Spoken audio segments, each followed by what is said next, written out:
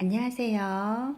책 읽어주는 수경낭자입니다. 오늘은 후쿠시게 다카시의 유기주거 영이 산 사람 호기심에 대해서 23페이지에 호기심 읽어드리겠습니다.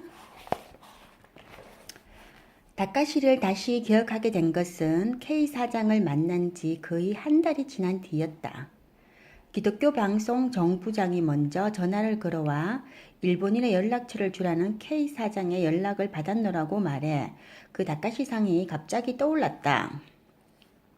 내가 다카시상을 취재해 기사를 쓰려고 한다며 자료를 요청하자 정부장은 곧바로 관련 전자메일을 보내주었다. 나는 컴퓨터 화면에 뜨는 메일의 첫머리에서 묘한 흥미를 느꼈다. 안녕하세요. 같은 관심사에 일을 하는 분이어서 더욱 반갑군요. 다카시상은 일본 열도를 복음화하기 위해 하나님께서 들어서시는 엘리야 같은 분입니다. 그 일을 위해 함께 협력해 주시기 바랍니다. 정부장은 이런 인사와 함께 다카시가 입원해 있는 한방병원의 연락처와 본인의 전화번호를 남겼다. 아울러 다카시를 취재하면서 모은 것 같은 자료를 첨부 파일로 보내주었다. 보통 기자나 방송국 PD들은 사회 저명 인사들과 자주 접촉하기 때문에 어떤 한 사람을 추켜 세우는 일에 인색한 편이다. 정부장이 다카시를 엘리야 같은 분이라고 자신에게 소개하는 글을 읽고 나는 예사롭지 않다는 생각을 했다. 정부장이 이렇게 자신 있어 하는 이유가 궁금했다. 오후 신문 마감 시간이 지난 후 약간 한가해진 텀을 타 정부장이 보내준 첨부 파일을 열었다. 후쿠시게 다카시시를 살리시고 사용하시는 기적의 하나님이라고 적힌 제목을 클릭하여 한글 파일을 천천히 읽어 내려가는 내 눈이 점점 커졌다. 내 얼굴이 컴퓨터 모니터 속으로 점점 빨려들고 있었다. 이 내용은 간정 출연자 다카시의 녹화 방송을 위해 작가가 콘티를 한 메모 형식의 글로 2004년 11월 26일에 작성된 것이었다. 다카시가 혼수 상태에서 깨어나 하나님을 전가하는 그 내용을 간단히 기록하고 있었다. 이 글은 이상하게 여운을 남기며 내 마음속을 조금씩 헤집고 있었다. 그것은 다카시와 연결되어 앞으로 나에게 일어날 엄청난 사건들에 대한 예고편이기도 했다. 내가 그때 첨부 파일을 열지 않았다면 어떻게 되었을까? 이것은 지금도 가끔씩 갖는 의문 중에 하나다. 어쨌든 내가 첨부 파일을 열어 확인한 내용은 이러했다. 후쿠시게 다카시, 53세, 장혜림이라는 한국 여성과 결혼해 6살 된 딸 미키를 두고 있다. 고교를 졸업하자마자 일본의 유명 전자회사인 히타치에 입사, 견습생으로 시작해 전자 카이로 1급 공학자 자리까지 올랐다. 5개 국어를 구사, 야간 대학을 졸업했고 하루 4시간밖에 안 잘 정도로 열심히 일해 히타치에서는 브라운관 분야 최고 기술을 인정받았다. 세계 최초 초박형 LCD를 미국과 함께 개발할 때 일본 팀의 주역이었고 LCD, TFT 검수장치 개인 터크를 소유하고 있다. NHK와 일본 정부가 공동으로 하이비전 카메라를 개발할 때에도 히타치 대표로 참가했고 히타치 공장이 들어서는 나라마다 기술 책임자로 파견되었다. 결혼 후 히타치를 사직 2년간 한국에서 지낸 후 맥이라는 일본 회사에 스카웃되어 자신이 개발한 LCD 검사 장치를 고성능으로 만들던 중 2004년 2월 21일 스키장에서 뇌경색으로 쓰러졌다. 21일간 혼수 상태였으며 사경을 헤매는 동안 예수님을 만나 기적적으로 회생했다. 이런 줄거리와 함께 다카시가 혼수 상태 속에서 주님을 만난 구체적인 장면에 대해 설명하고 있었다. 또 한국에 들어와 한방병원에 입원해 있는 동안 취재팀이 인터뷰한 내용들이 상세히 적혀 있었다. 다카시는 성경이라고는 읽어본 일이 없는데 혼수 상태에서 깨어나자마자 성경의 몇 장 몇 절을 뽑아내고 누구를 만나든 그 사람에게 적절한 성경 구절과 메시지를 찾아낸다고 기록되어 있었다. 함께 입원해 있던 어떤 폐암 걸린 할머니는 다카시의 기도를 받고 나았다고도 했다. 병원장도 이 부분을 확실히 인정한다고 적혀 있었다. 나는 마치 졸다가 찬물을 한 바가지 뒤집어 쓴 듯 정신이 번쩍 들었다. 이건 예산 일이 아닌데 이 말들이 정말 사실이라면 놀라운 간정 중의 간정이 아닌가. 하나님이 인간을 당신의 백성으로 만드시는 과정에는 숱한 방법이 있다. 일간신문사 정교부에 있으며 그 간정들을 꾸준히 취재해 기사를 써온 나로서는 다카시의 얘기가 지금까지의 간정과는 뭔가 다르다는 걸 직감적으로 느낄 수 있었다. 그리고 성광처럼 내 머리를 스치는 생각이 있었다. 만약 이 내용이 사실이라면 하나님께서 크리스찬이 0.4%밖에 되지 않는 기독교 불모지 일본을 복음화하시려고 놀라운 일을 시작한 것이다. 순간 왜 그런 생각이 들었는지 나도 모른다. 그동안 일본 선교에 대해 여러 차례 기사를 쓰면서 일본 복음화의 현주소를 어느 정도 알고 있다고 여겨온 나는 이런 다카시의 신기하고 놀라운 사건이나 되어야 일본인들이 관심을 보일 거라고 생각했다. 다양한 종류의 수많은 잡신을 섬기는 일본인은 섬나라 민족 특성상 모든 신은 동일하다고 믿는다. 그것은 하나님을 가미 사마라고 부르는 데서도 여실히 나타난다. 가미는 신, 사마는 님이라는 뜻인데 하나님이 아닌 다른 잡신들도 모두 가미 사마라고 부른다. 우리처럼 하나님이라는 고유명사가 일본에는 아예 없는 것이다. 따라서 기독교에 대해 전도를 해도 자신이 알고 있는 수많은 신 중에서 하나를 더 알게 된 것으로 여길 뿐이다. 모든 것을 버리고 예수만 믿겠다는 생각 자체를 하지 못하는 일본인들이다. 그래서 예수를 믿으라고 하면 쉽게 믿겠다고 하는데 이는 자기가 알고 있고 믿고 있는 신에 예수신을 하나 더하겠다는 생각에 불과한 것이다. 그러니 크리스천이 인구의 1%에도 훨씬 못 미치는 이유가 쉽게 증명된다. 일본 복음화를 위해서는 하나님이라는 단어부터 고유명사로 새로 만들어야 한다는 생각을 한 적이 있다. 더구나 일본인들은 깊이 빠지는 종교에는 아예 손을 저어버린다. 그동안 옴진리교를 비롯 사이비 종교들이 보여준 반사회성에 질렸기 때문이다. 그들이 세계 경제대국이자 수준 높은 예질 문화를 갖고 있다는 자부심이 대단하다. 그러나 전체적으로 종교성은 약한데 그 이유는 본인들 스스로가 정직하고 질서의식이 강해 자신들이 어떤 형태로든 죄인이라는 느낌을 별로 받지 않고 있기 때문이다. 그리고 나는 다카시가 유명한 전자공학자였다는 사실에 큰 흥미를 느끼고 있었다.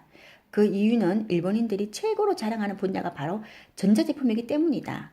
최근에는 우리 한국의 삼성이나 LG 등 많은 전자제품도 국제적으로 인기를 끌고 있지만 아직도 일본이 세계 전자시장을 석권하고 있다. 그런데 바로 그 최고의 전자제품을 만드는 공학자가 특별한 종교적 헤시메스가 아니라 사도 바울처럼 강권적으로 기적적인 방법으로 하나님을 만난 것은 특별한 섭리 속의 초월적인 사건이라고 판단할 수 있었다.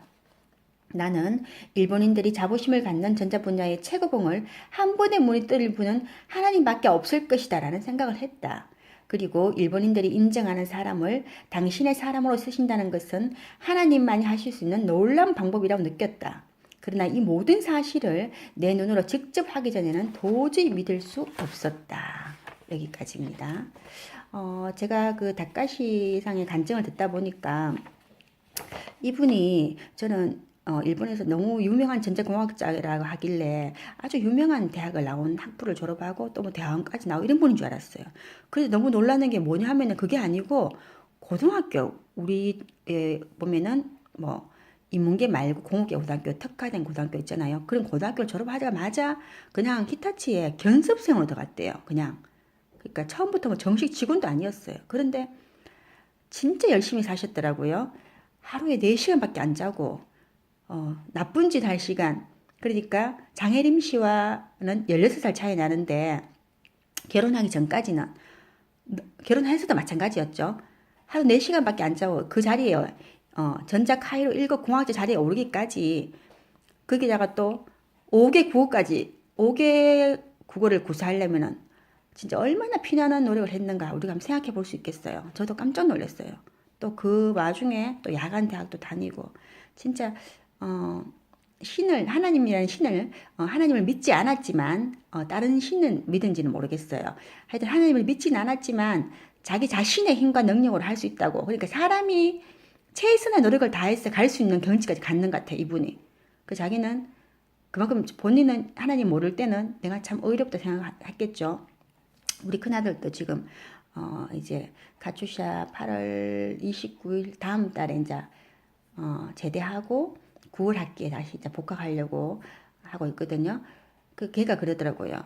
일본인들은 진짜 우리나라 사람들처럼 이렇게 예의 없고 막 무식하게 행동하지 않고 남한테 피해를 안 준다면서.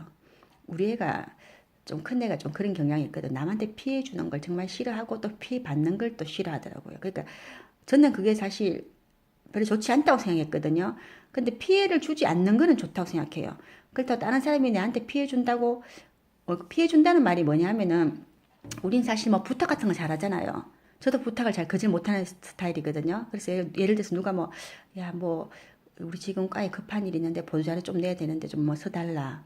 뭐 어디에 뭐 급한 뭐 축사나 뭐 이런 해야 되는 좀 서달라. 뭐 어디 뭐 글을 좀 써달라 이런 거. 사실 거절을 제가 잘 못해요.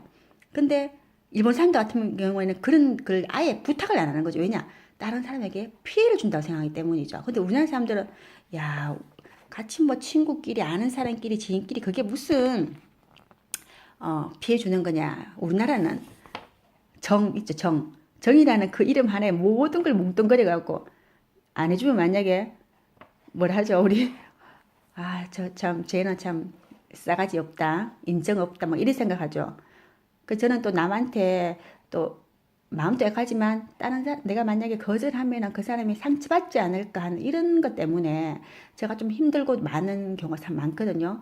근데 사실 그렇게 해줘도 그 사람들은 아, 야, 니는 어차피 원래 글 쓰는 사람이고 너는 뭐 금방 쓰자 이런 식으로 사실 뭐 고마워하시는 분도 있어요. 근데 대부분은 그냥 인사 한번 하고 끝나는 게 참 많았어요. 그래서 저는 아, 다음부터 이제 나도 바쁜데 이제 하지 말아야지 이래놓고는 또 부탁하면은 잘 거절 못해요. 그걸 보면서 우리 큰애가 그러더라고요. 나는 일본이 좋은 게 남한테 피해 안 주고 또 피해를 끼치지도 않고 그리고 또 국민성이 사실 좀 정직하고 예의 바르고 물론 속으로는 그 사람들이 뭐 겉으로는 웃고 아주 예의 바르게 뭐 그렇게 하지만 속으로는 어떤 생각하는지 모르겠어요. 그렇지만 우리가 사실 일반 사람들 만났을 때 그 사람들의 속까지 사실 모르잖아요. 그냥 겉에 보고 인사하지만 저는 속으로는 미워하더라도 물론 속도 좋고 겉도 좋았으면 좋겠지만 속으로는 좀 미워하는 마음이 있고 아, 이 사람이 싫다 하지만 그걸 겉으로 드러내지 않고 반갑게 친절하게 맞아주는 그것도 저는 사실 능력이라고 생각하거든요. 그래서 저는 이제 누구를 만나든 간에 지위 고하를 막론하고 똑같이 대하려고 참 노력 많이 해요. 왜냐하면 제가 크리스찬이니까 내가 예를 들어서 뭐 높은 사람 오면 웃고 친절하게 고개 숙이고 90도 절하고 또 낮은 사람 오면은 뭐 본척 만척 이러면은 그거는 사실 이중적인 거잖아요. 물론 이중적일 때 너무 많습니다. 많지만 최대한 그렇게 하지 않으려 노력해야죠. 그래서 이분이 다카시가 만약에 진짜 이렇게 자신의 힘으로 이 정도 했으면은 이분이 그러더라고요. 간증하는데 보니까 내가 만약에 이제까지 살았는 게 자기는 그게 최고인 줄 알았대요. 내가 최고로 열심히 해서 나의 힘으로 이렇게 정상에 올랐고 자신은 오로지 돈 벌고 명예 얻고 거기만 올인했는데 그렇게 53년 인생을 살았는 것이 자기는 속았다고 그러더라고요. 난 속았다. 난 정말 속았는 것 같다면서 내가 진짜 하나님을 알았으면은 이렇게 살지 않았을 것이라 하더라고요. 그리고 이분이 하는 말이 뭐냐면은 우리가 왜 예수 믿는 사람들은 체험이 많잖아요. 우리 그렇지 않은 기독교는 뭐냐면 체험의 신앙이잖아. 체험이 많지만 그거를 우리가 체험으로 끝나고 체험한 뒤에 삶이 변화되지 않는다면 그거는 진짜 크리스찬이 아니라는 거죠. 그 저는 거기서 찔림을 진짜 많이 받았어요. 왜냐, 저도 체험이 정말 너무 많고 간증거리가 뭐 수천 수백 개가 되지만 그렇지만 그때 아 좋다, 아 너무 진짜 기쁘다, 와 하늘 선수가 내려왔다, 하늘 문이 열렸다, 막 기뻐 방방 뛰면서 막 좋아해놓고 그 다음 내 삶은 전혀 변화되지 않는다는 거죠. 똑같다는 거죠. 왜냐, 내일 또 하나님께서 나에게 역사하실 것이다. 뭐 이런 식으로 계속 그게 뭐 그렇게 생각하는 거죠. 진정한 감사가 없다는 거죠. 그래서 이분이 참 그걸 보면서 좀 많이 깨달았고요. 이분이 막 간증할 때 보니까 진짜 막 그러시더라고요. 내가 만약에 하나님께서 나를 이렇게 치지 않았다면, 나에게 고난을 주지 않았다면 자기는 계속 그 살다 죽었을 거라는 거죠. 그리고 제명대로도 못 살았을 거라면서. 그렇게 혹독하게 살았기 때문에. 그러면서 자기는 우리가 그러잖아요. 고난이 축복이라면 야 너나 고난이나 축복해. 나는 고난 안 받고 그냥 축복받고 받을래 이러잖아요.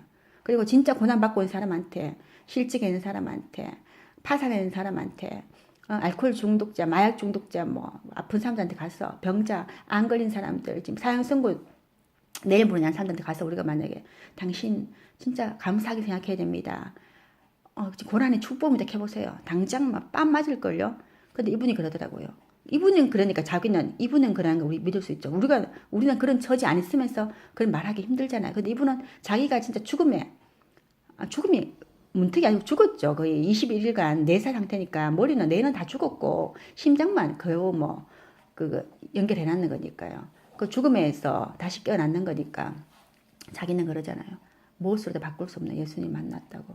예수님께서 자기를 치신 게 진짜 고난 주신 게 저주하신 게 저주잖아요. 일단은 저주하신 게 인간적으로 봤을 때는 저주니까 스키장에서 내경선으로 쓰러졌으니까 그것이 오히려 고난이 축복이라는 거죠. 우리 성경에도 나와 있죠. 내 지체 중에 어느 것이 죄를 범하거든 차라리 눈을 빼고 손을 자르고 도끼로 발을 자르고 천국 가는 것이 연자맷돌에 목을 메어서 바다에 빠져요. 영혼은 사명이 뭐 낫다 하면서 그러죠. 제가 좀 흥분했나요? 근데 하여튼 저는 이제 제가 고등학교 때 일본에 선교사로 가겠다고 하나님께 서원한 것이 있기 때문에 또 일본에 대한 특별한 또 마음이 있고 또 아들이 또 일본에 지금 또 9월 달에 이제 또 1년 했거든요. 이제 2년째 이제 아직 2학년에 다시 복학하는 거죠. 그래서 이제 거기 와세다 대학 다니는데 국제학부에 다니거든요. 근데 와세다 대학 1년은 거기 이제 교수가 있었고 이제는 이제 밖에서 이제 자취하려고 하는데 제가 9월 4일 날 이제 나간다 하길래 저도 가서 좀 이제 방도 구해주고 좀 교회도 알아보고 좀 이렇게 신앙생활 똑바로 하기 위해서 좀 따라가려니까 절대 오지 말라 해서 못 갑니다. 엄마 누가 와서 그거 하냐면서 나중에 방 구해놓고 오라면서 저는 진짜 같이 가고 싶은데 남편보다 더 무서운 게 아들입니다. 아들. 그래서 일본에 대한 특별한 마음이 있고요. 하여튼 오늘은 여기까지 읽어드리겠습니다. 그리고 여러분들 오늘 지금 벌써 7시 15분이네요. 저도 이제 지금 빨리 이제 운동하러 가야 됩니다. 운동을 한동안 쉬었는데 남편이 같이 하자고 한 운동인데 제가 같이 안 하니까 막 많이 삐쳤어요. 그래서 이제 운동하러 갑니다. 여러분도 운동도 하시고 맛있는 저녁도 드시고 오늘 저녁 힐링하세요. 감사합니다.